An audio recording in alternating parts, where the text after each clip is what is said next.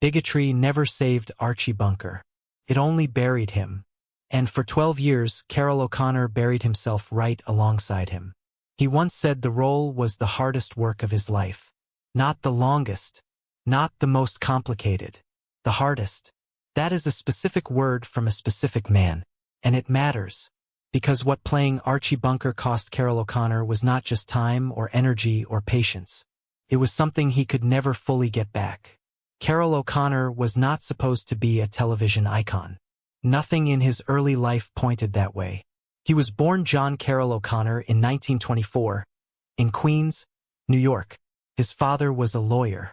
The home was Irish Catholic, comfortable and serious. Education was not a suggestion. It was the whole point. He was a strong student, a newspaper editor, a young man who cared about ideas, not about fame. That detail matters. Because the man later remembered as the loudest voice on American television was, at his core, someone who read books and thought carefully before speaking. After World War II, he went to the University of Montana. He studied. He worked on the student paper. He met Nancy Fields, who would become his wife. And still, acting was nowhere in the picture. His future looked like scholarship, or writing, or some other serious, quiet profession. Not cameras. Not studios. Not sitcoms watched by 50 million people every week. Then he went to Ireland. Not to chase a dream. Not to find himself. He went because his younger brother Hugh needed help getting into medical school. That is the kind of loyalty that changes lives without announcing it. In Dublin, almost by accident, he found acting. He studied Irish history and English literature at University College Dublin. He earned his degree. And slowly, almost reluctantly, he stepped onto the stage. The Gate Theatre in Dublin. One of the great stages in Ireland. A long way from Hollywood. That is where the future face of the most controversial sitcom in American history learned his craft. Not in a studio. Not in an audition room. In a different country, through discipline and real theatrical work. That path made him different from the start. Success did not rush toward him. He returned to the University of Montana in 1956 and earned a master's degree in speech. That says everything about the kind of man he was. Most people trying to break into acting would have chased roles and hoped something would catch. O'Connor kept studying. He kept building himself carefully, formally, without shortcuts. As though he understood that the role worth waiting for had not arrived yet. And the waiting was real. After coming back from Ireland, he spent years moving through small parts in television and film. Audiences sometimes recognized his face. They rarely knew his name.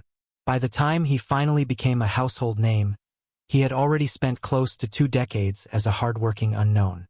In 1963, he appeared in Cleopatra, one of the biggest, most expensive films ever made. Filled with major stars, drowning in attention. For O'Connor, it changed nothing. He was still just a serious actor doing solid work inside a giant production that left him largely unseen. That detail says more about those years than almost anything else could. Opportunities came. The spotlight kept sliding past him. The first real shift was Kelly's Heroes in 1970. The role finally brought him stronger notice, though even then he was seen as a dependable character actor rather than a central figure. Directors trusted him. Viewers remembered him. The industry had not yet handed him the stage. What makes that delay so striking is his age. He was already deep into middle age by the time anyone truly noticed. The man later remembered as one of television's defining figures, had already spent most of his adult life being quietly overlooked while steadily building something real. He was also a lifelong member of the Actors Studio, one of the most respected artistic circles in the business. That tells you what kind of performer he actually was. Not a lucky man who stumbled into a hit. Someone who studied acting the way other people study law or medicine. The public would later see a blunt, working-class television man. Behind that image was someone with deep theatrical roots and years of serious craft behind him. Then the role arrived. And even that nearly did not happen. O'Connor was almost 45 when All in the Family was offered to him. 45. After 2 decades of patience and small parts and near misses. And he did not leap at it. Because Archie Bunker was not a safe role. He was loud, offensive, stubborn, and explosive. He was also the kind of character that could trap an actor inside a public image forever. O'Connor understood that immediately. In real life, he was educated, politically liberal, and deeply uncomfortable with much of what Archie stood for. He did not want to become the man who played a racist on national television if the role was handled carelessly. So from the beginning, he fought to shape it. He wanted Archie to feel human, damaged, believable, disturbing in a way that carried genuine weight. He did not want a cartoon. He wanted a person, a specific, broken, real person. That decision changed everything. Because Archie became someone viewers might actually recognize. Someone who sounded like a neighbor, a coworker, a father. Not a villain they could safely laugh at and dismiss. All in the Family arrived in 1971 and walked straight into subjects television had always handled with caution.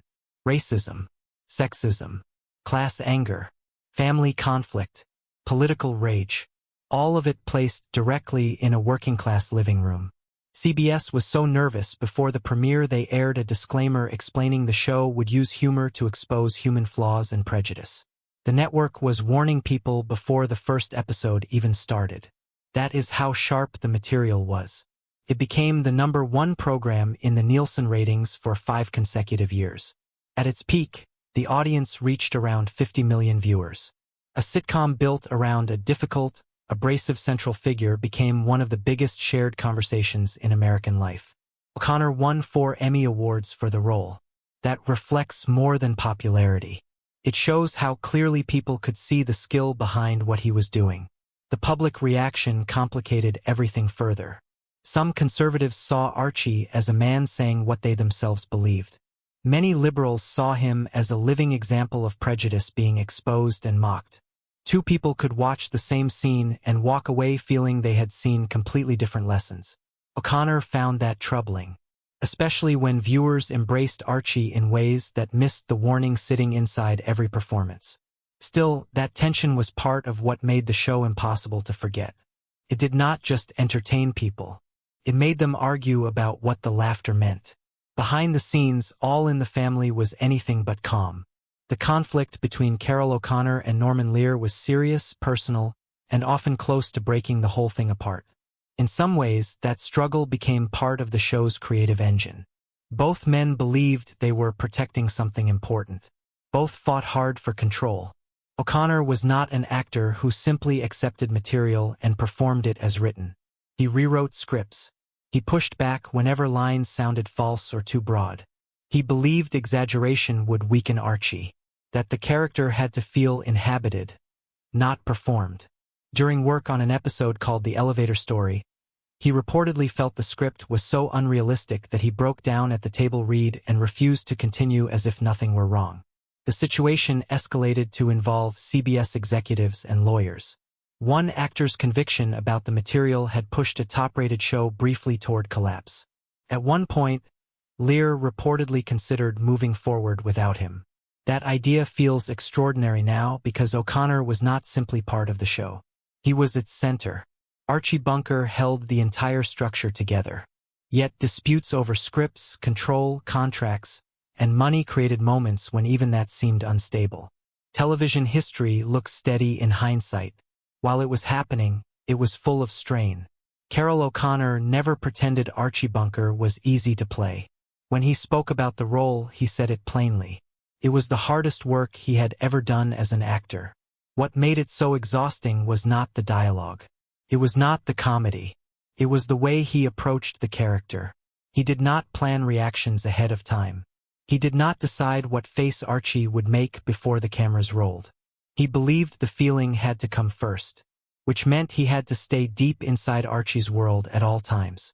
The tension, the anger, the fear, the damage. Over 12 years, that kind of work did not just tire him. It slowly wore him down. He also understood Archie in a way most viewers never did. He believed Archie was driven by fear. Fear that the world was changing too fast. Fear that younger people no longer needed him. Fear that the life he understood was slipping away in front of his eyes. To make that fear feel real, O'Connor could not stay at a distance from it. He had to reach into his own emotions and find something honest enough to build the character from. He also gave Archie a past. He believed Archie came from a cruel home. A father who treated prejudice like common sense and handed it down as if it were wisdom. In that version of the character, bigotry did not begin as a choice. It began in childhood, inside a house where love had been replaced by contempt. To play that honestly, he had to keep returning to that pain. Week after week, he had to carry a broken inner life into every scene. Under the jokes, there had to be emptiness. Under the shouting, a man trapped inside walls he could not see. To show that on screen, Carroll had to touch something hollow in himself and let it come through. That kind of work leaves traces. A role like Archie does not disappear when the lights go off. What made it even heavier was how far O'Connor himself stood from the man he played. In real life he was educated, thoughtful, well-traveled, and politically progressive. He believed in equality. He rejected bigotry completely. He once said there was no such thing as an adorable bigot. He never saw Archie as cute or harmless. He understood the damage Archie represented. And still, for 12 straight years, he woke up and stepped inside a man who embodied so much of what he despised. When All in the Family ended in 1979, Archie did not leave with it. CBS wanted more, so Archie Bunker's Place was created and ran until 1983. This time, Archie was a bar owner dealing with a wider social world. The setting opened the character up in new ways, and it gave Carroll the chance to reveal parts of the man that had stayed hidden inside the original show. But the new series immediately faced a wound at its center. Jean Stapleton had spent 9 years playing Edith Bunker. When the spin-off began, she was ready to leave. Her decision was firm. And Edith was not a small part of Archie's life. She was the emotional center of it. His warmth, his conscience, the only soft place in his world. Norman Lear first suggested keeping Edith alive but off-screen. O'Connor felt that immediately. He told Lear it could not work, that he could not do the show with a non-existent Edith, that they would have to write her death. Lear resisted. The talks broke down. Carroll held his ground. The result was one of the most unforgettable episodes in television history. Archie Alone aired November 2, 1980. Edith had suffered a stroke off-screen a month earlier. There was no dramatic build-up, no long farewell, no final speech. What viewers got instead was Archie sitting alone with the reality that she was gone. The silence did most of the work. No laugh track, no comic release, just grief sitting in the open.